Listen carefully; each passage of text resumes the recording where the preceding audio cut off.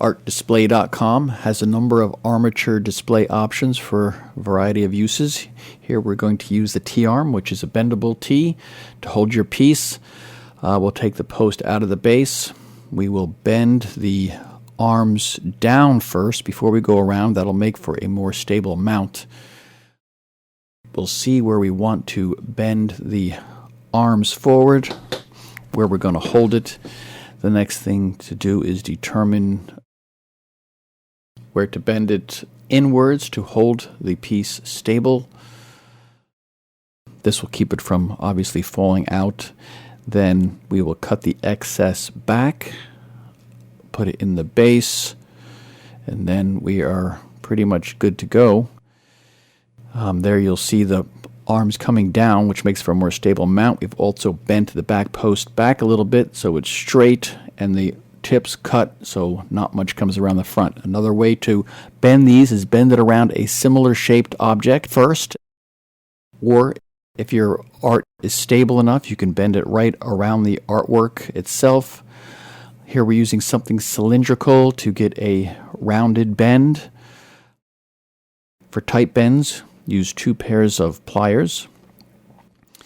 When excess comes around the front when you're all done bending, then you want to cut that back to make it look good, but also you want it to be stable. So you cut it back, you magic marker those tips.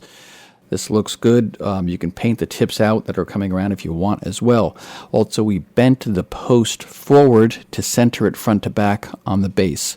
There the arms are coming down again for a more stable mount.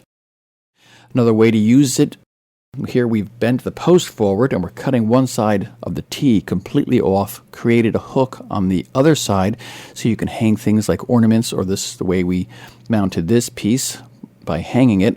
Another way to do it is we bent the post, created a cradle with the T part, and we'll use that for the same fish mount. Probably would mount that a little bit lower. These can also be used just for hanging pieces on, like this, or anything that'll just hang on a T. Here we bent the back post to follow the shape of the object. Another common use, especially for the large T-arms, is to hold masks. So here we'll use the straight across from hole to hole mount. So we will bend the arm up. You could do this most likely with your fingers or 2 pairs of pliers. We'll do that on both sides. Cut it back so it's not sticking up so high so you can get it on and off. This is the simple approach, but you will see the post through the mouth.